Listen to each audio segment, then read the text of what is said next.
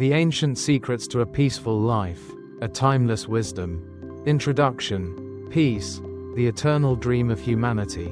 If there is one thing every human being, from ancient times until today, rich or poor, noble or humble, has always longed for, it is peace. We work hard, we chase after wealth, status, love, and knowledge, yet in the end, what we truly yearn for is simply to live in peace. And yet, the paradox is this: the more we search for happiness outside ourselves, the further we drift from peace within. In today's world, where material life grows ever more abundant, depression, anxiety, and loneliness are also spreading. This reminds us that peace does not come from possessions, but from the soul. The ancients, thousands of years before us, understood this truth deeply. Without modern technology, without psychology as a science, they still knew how to nurture the heart and the body, living with serenity and ease. From the wisdom of Confucius, Lao Tzu, and the Buddha, to the humble proverbs and folk songs of daily life, each became a guiding light, leading generations back to true happiness. So the question arises, how was it that the ancients, despite the hardships of their times, could live with a peace that many today still struggle to find? To seek the answer, let us walk together into the timeless secrets of a peaceful life, where wisdom and practice flow as one, and perhaps, along the way, discover a path that leads each of us back home to peace in our modern world. Part 1. The Roots of Peace. Peace, two simple words, yet the deepest longing of every human life.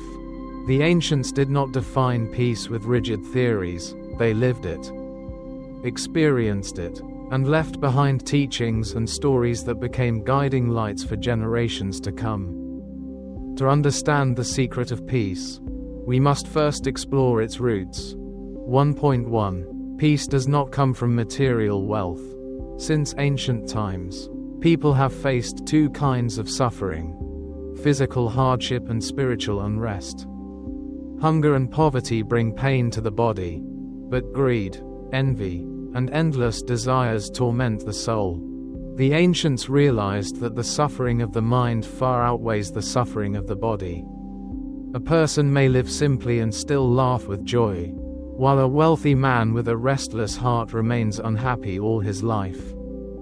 Confucius once said, "He who knows contentment may sleep on the ground and still find joy. He who does not know contentment may live in heaven yet still feel anxious." Here, he showed clearly, peace does not come from how much we possess, but from how we feel about what we already have. A similar story is told of the Greek philosopher Diogenes. When Alexander the Great visited him, seeing the philosopher living in a clay barrel, the king asked if there was anything he desired. Diogenes replied, "Yes, please step aside. You are blocking my sunlight." The most powerful ruler of his time stood humbled before a man who had discovered true peace not through gold or power, but through freedom of the heart. 1.2. Peace begins with contentment. The root of peace is knowing contentment. Those who are content desire little, and their hearts remain calm.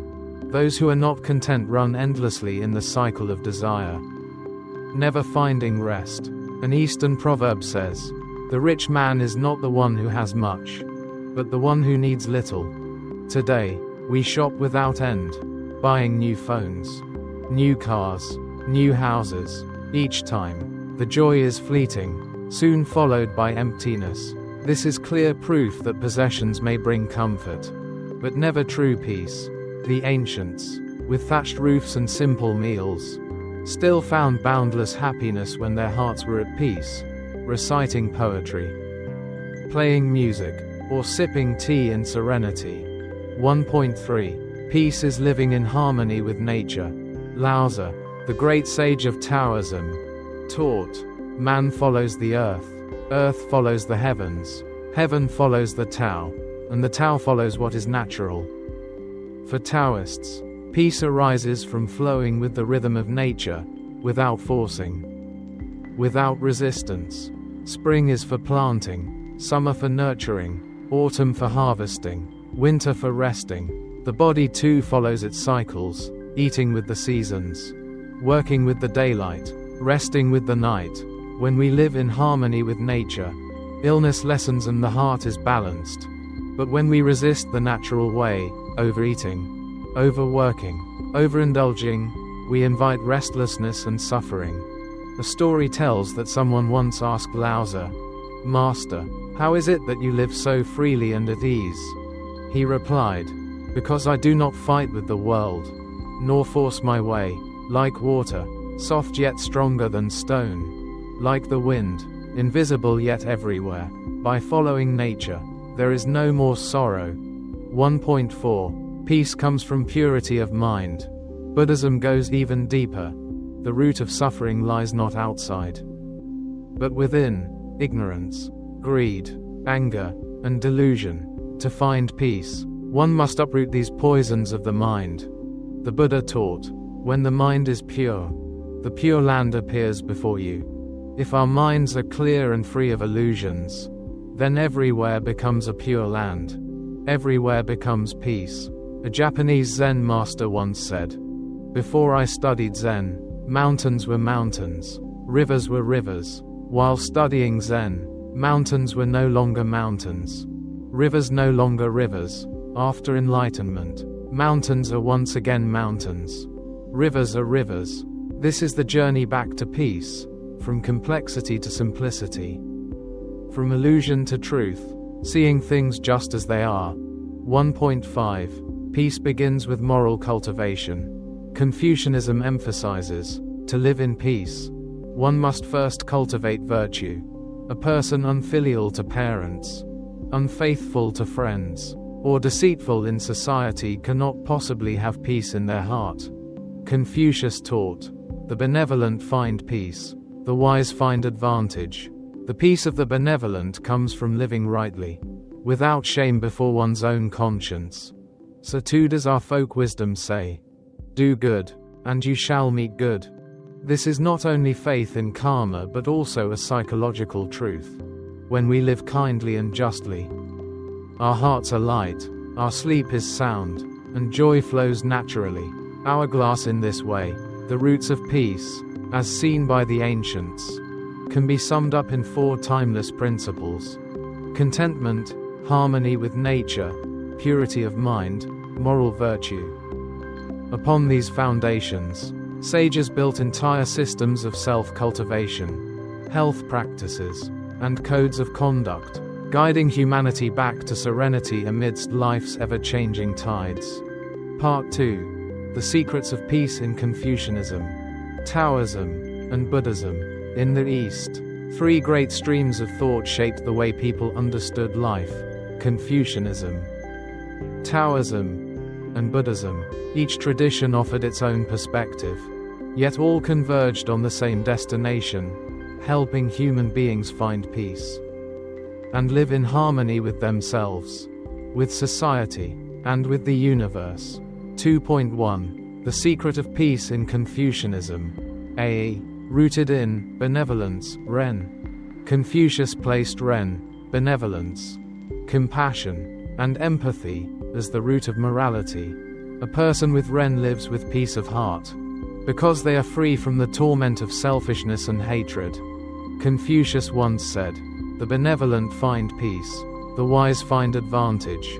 Here, the peace is none other than true serenity. When we live with kindness, we feel no guilt, no inner conflict, we sleep soundly and live with joy. B. Self-cultivation, the foundation of peace. Confucianism emphasizes, cultivate the self, bring order to the family, govern the state, and bring peace to the world. Every harmony in society begins with the cultivation of each individual. A person who is filial to parents, respectful to elders, faithful to friends, naturally carries peace within. That inner serenity is the essence of peace. A story tells that when Confucius was traveling, someone asked, "Master, what is your wish for the world?" He replied, "I wish that all people practice filial piety, respect, propriety, and righteousness, then society will be at peace, and so will people's hearts. C. Contentment over competition. Confucianism also teaches knowing contentment, try tuck. The noble person does not compete out of greed, but lives simply, valuing righteousness over profit. In this way, their hearts remain light and unburdened. 2.2. The secret of peace in Taoism. A. Living in harmony with nature. Taoism, from Laozi and Zhuangzi, teaches that peace comes from aligning with nature, following the rhythms of yin and yang, the 5 elements, and the cycles of the seasons. Laozi wrote in the Tao Te Ching, "The Tao follows what is natural. Do not force, do not grasp, let things flow as they are. One who lives this way suffers less, because they no longer resist the inevitable." B. Wu Wei, the art of effortless ease. Wu Wei does not mean doing nothing, but acting without resistance to nature, without forcing against the flow. One who practices Wu Wei carries no unnecessary burden, their mind remains free. Zhuangzi told a story in the Nanhua Jing. A master carpenter, renowned for his skill, was asked his secret. He smiled and said, "I simply follow the wood. Where it is straight, I carve, where it is knotted, I avoid." That is Wu Wei. When one acts in this way, work becomes effortless, and the heart remains at peace. C. Freedom and ease amidst life. Zhuangzi also encouraged living with Xiao Yao, free and unbound. This means not being enslaved by wealth, fame, or the opinions of others. In his tale The Free and Easy Wanderer, he spoke of the great bird Peng, soaring thousands of miles above the earth. It symbolized the human spirit rising above petty concerns, embracing vastness, and only then, finding true peace. 2.3. The secret of peace in Buddhism. A. Letting go of greed, anger, and delusion. The Buddha taught that the root of suffering lies in the 3 poisons: greed, anger, and ignorance. Greed keeps us endlessly dissatisfied. Anger traps us in hatred. Ignorance blinds us with illusions. To find peace, we must let go of these poisons. B. A pure mind brings peace. The Buddha said, "When the mind is pure, the Pure Land appears. When the mind is free of grasping and clinging, every place becomes a pure land. Every moment becomes peace." Many Zen masters have proven this. One monk, imprisoned unjustly, still recited sutras calmly, saying, "My body may be confined, but my mind is free." C. Compassion, the path to peace. Buddhism emphasizes compassion, an unconditional love for all beings. When we give, when we help, warmth fills our hearts, and peace follows naturally. As one monk said, "A single smile shared, a small act of kindness, that is the seed of peace." Indeed, when we do good, our hearts are lighter, and even sleep comes sweeter. D. Meditation, the practice of peace. Buddhism does not stop at theory, it gives us a practice, meditation. To sit still, to follow the breath, to release wandering thoughts, this is the direct path back to inner stillness and peace. 2.4. Where Confucianism, Taoism, and Buddhism meet. Though each path differs in approach, all converge at the same truth. Confucianism, peace through virtue, morality, and self-cultivation. Taoism, peace through harmony with nature, Wu Wei, and inner freedom. Buddhism, peace through letting go of desires, nurturing compassion, and purifying the mind. All 3 remind us, desire less, keep a kind heart, follow nature, and cultivate oneself. These are the timeless secrets of peace, unchanged whether 1,000 years ago or today. Still shining with the same truth. Right Finger in Part 3. We will explore stories and illustrations of peace, real examples from history and folklore, showing that these philosophies were not just words in books, but living truths woven into daily life. Part 3. Stories and illustrations of peace. 1. Confucius and the joy amid hardship. Once, Confucius and his disciples were traveling through the states of Chen and Kai. Along the way, they ran out of food, 7 days without rice, surviving only on wild herbs.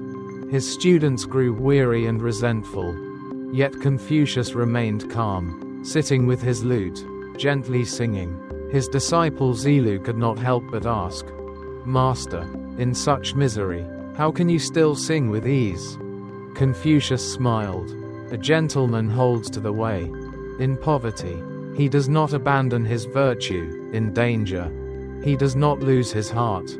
I sing not because I am full, but to keep my spirit light." This story reminds us, peace does not depend on circumstances, it resides in the heart. The body may suffer hunger, but the soul, rooted in virtue, remains fulfilled. 2. Laozi and the art of letting go. Once, the warden at Hangu Pass asked Laozi, "Master, why do people suffer and never find peace?" Laozi replied, "Because they never know what is enough. They cling and cling, wishing to hold forever, forgetting that life is a flowing stream. To know contentment is to be at peace. To let go is to find joy." Then Laozi left, riding slowly on an old ox, carrying nothing but a few simple scrolls. From this journey came the Tao Te Ching, a book that teaches to know sufficiency, to stop at the right time, to follow the natural way. This tale shows us, peace arises not from accumulation, but from release. 3. The Buddha and the bowl of milk porridge. Before his enlightenment, the Buddha practiced severe asceticism for 6 years, eating only a few grains of rice a day. His body wasted away, skin clinging to bone. He realized, extreme hardship could not bring awakening. One day, a maiden named Sujata offered him a bowl of milk porridge. The Buddha accepted with gratitude, bathed, and sat beneath the Bodhi tree, vowing, "If I do not attain awakening, I shall remain here, though my body perish."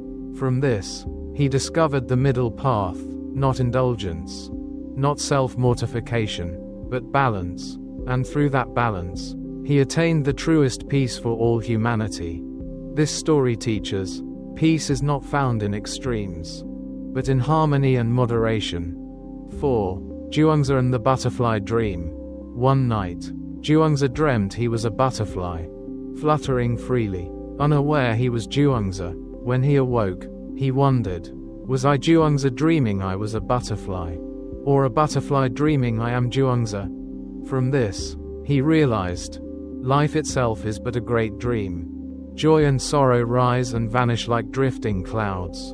If life is but a dream, why struggle? Why cling?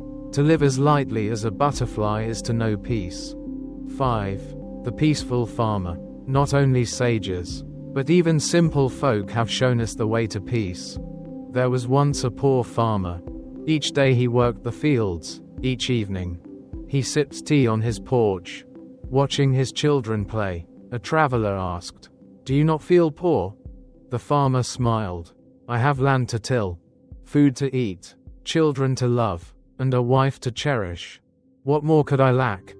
The traveler was struck with awe. Happiness, he realized, is simple, but people make it complicated. 6. The Zen master and the insult. A revered Zen master was once traveling when a man hurled insults at him. The disciples, enraged, were ready to retaliate, but the master simply laughed. "He has given me a gift, but since I do not accept it, the gift remains with him." The disciples awakened to the truth. Peace comes not from praise or insult, but from refusing to let the heart be tainted by them. All these stories share one message. Peace is not found in the outer world, but within. Whoever knows contentment, who can let go, who can smile even in hardship, such a person carries peace wherever they go. Part 4. Timeless principles of peace for the modern mind. The ancients lived in an agrarian world, where life was slower, simpler, and less burdened by technology or global pressures. We, on the other hand, live in the digital age, everything in the palm of our hands. Yet 1,000 worries in our minds. Work pressure, social media, and the race for material success make many people live fast, but not deep. That is why the wisdom of the ancients is more precious than ever. Yet for it to serve us today, these timeless teachings must be transformed into practical principles. Here are 8 core principles for living with peace in the modern world. 1. Live simply, fewer wants. Greater freedom. To know sufficiency is to be content. To wait for sufficiency is to never be content. In our consumer-driven world, new phones, luxury cars, designer brands, the more we crave, the less free we become. The ancient teaching of knowing enough does not mean abandoning dreams. It means not letting desire control us. Modern application. Invest in experiences, knowledge, and health rather than in possessions. Simplify, declutter your home. Streamline your lifestyle. Clear your mind. The fewer your wants, the freer your spirit. 2. Master your mind. Don't let social media control you. In the past, worries rarely went beyond one's village. Today, a single phone delivers the entire world into our heads. Wars, scandals, endless comparisons, curated illusions of happiness. Modern application. Limit screen time. Avoid toxic comparisons. Curate your information diet. Read books. Listen to meaningful podcasts. Practice digital detox. A day without social media to reconnect with reality. Adopt a daily, quiet hour. Turn off devices. Sit in stillness. Breathe deeply. The ancients called it Zhao Wang, sitting in forgetfulness. We can reclaim it as modern stillness. 3. Do good. Create merit. Nurture peace. Those who sow kindness reap peace. The ancients believed in karma. Good deeds nourish the soul. Modern psychology confirms. Those who give are happier than those who only take. Modern application. Practice small acts of kindness daily. A smile, a compliment, a helping hand. Join community service, volunteering, environmental projects, sharing knowledge. In work, let integrity and compassion guide you, not just profit. Peace does not come from owning more, but from connecting and sharing. 4. Balance work and life. Farmers of old lived by the seasons. Rest was built into the rhythm of life. Today, endless deadlines consume health, family, and youth. Modern application. Work with discipline. Rest with equal discipline. Nurture the 3 essential relationships: family, friends, and yourself. Exercise. Eat mindfully, and protect health as your greatest asset. As Lao Tzu said, those who know when to stop will never be endangered. 5. Wisdom. The art of letting go. A major source of suffering is attachment to wealth, status, relationships, praise, blame. The ancients reminded us, success and failure are but natural. Modern application.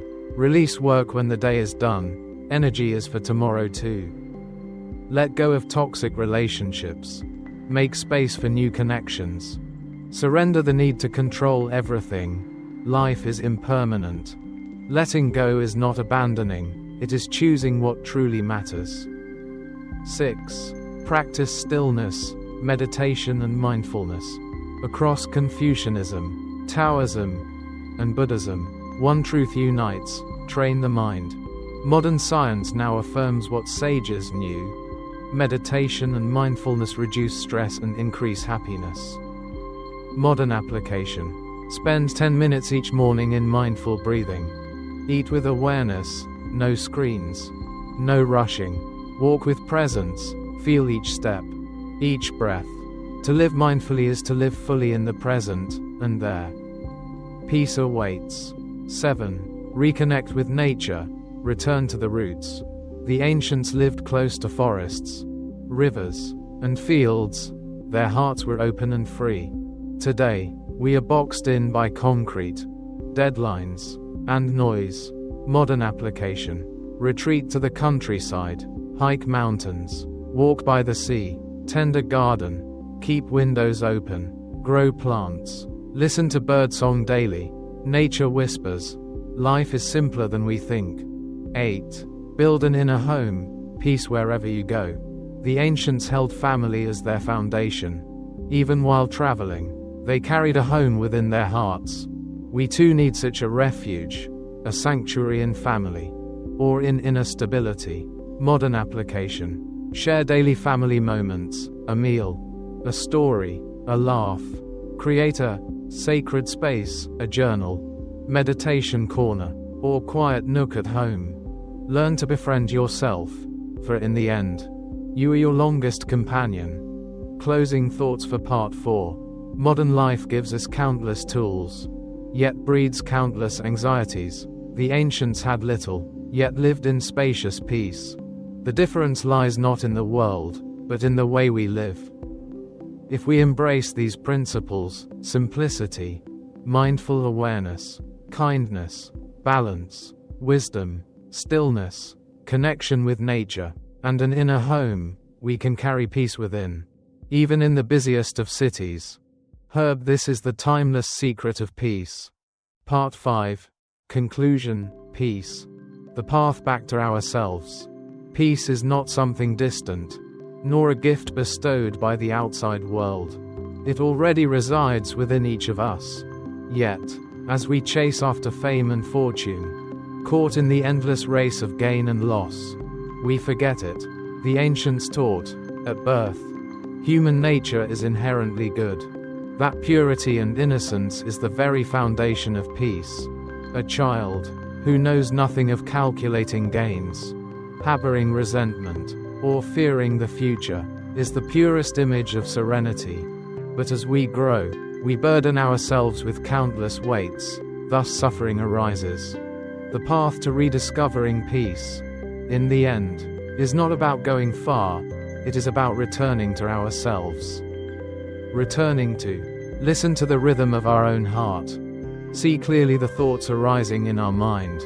Recognize the miracle of life in every breath, every drop of water, every ray of morning sunlight. When we realize that all things are impermanent, fame and wealth will fade. Resentment will dissolve. The body will one day return to dust. Then we learn to treasure each moment of the present. The wise do not seek happiness in a distant future, but live deeply and fully in the present. The virtuous do not measure gains and losses, but use compassion to transform the world. The mindful do not chase endlessly, but nurture serenity through simplicity.